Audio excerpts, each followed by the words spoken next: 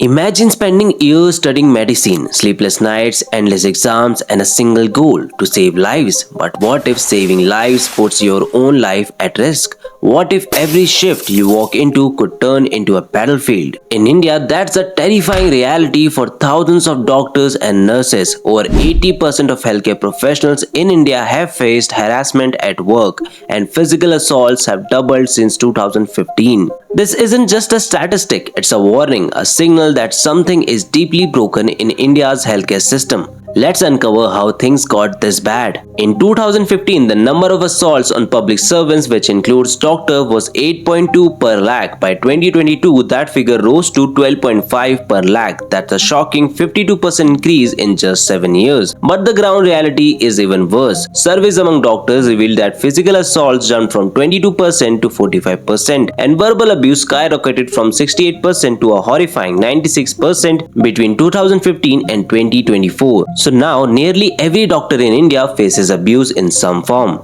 and most of it happens where you would least expect it, inside hospitals. If you think this affects everyone equally, it doesn't. Some doctors are at far greater risk. Emergency medicine and ICU doctors, the ones who save lives every minute, face the highest risk with 60% reporting physical assaults. OBGYN follow close behind with 43% and internal medicine doctors with 28%. In government hospitals, over half of the staff, 53%, faced violence last year. Even in private hospitals, 38% weren't spared. And if you're on the night shift or emergency duty, your chances of being assaulted jump to almost 65%. The place meant for healing has become a zone of fear. Now let's look at where these incidents are happening. Data shows Karnataka and Uttar Pradesh top the list, 12 and 11 assaults per hospital bed per year, respectively. In Delhi and West Bengal, incidents have jumped 30% since 2021, often involving mob storming hospitals after a patient's death. Think about that, doctors being attacked by groups of angry bystanders while trying to save lives. For many medical workers, these aren't isolated cases.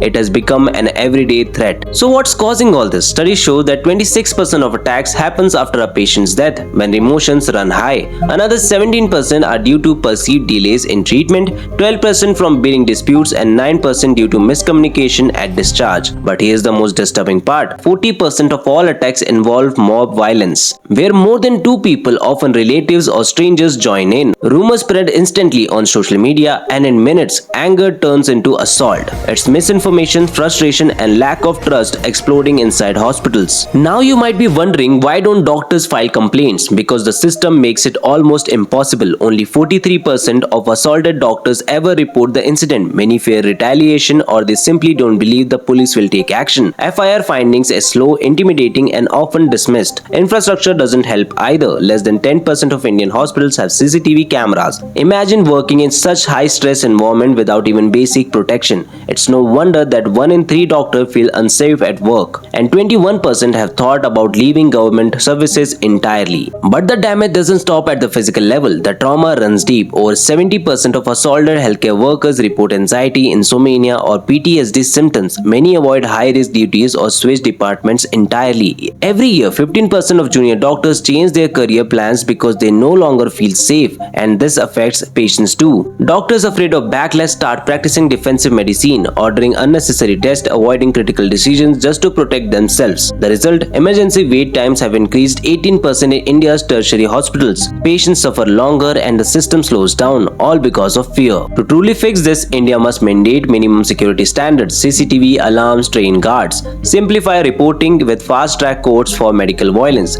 launch public awareness campaigns to remind people doctors aren't enemies, they're healers. Protect every healthcare worker, not just during pandemic but every single day. Because if our doctors aren't safe, none of us are. The healthcare system is only as strong as the people working within it.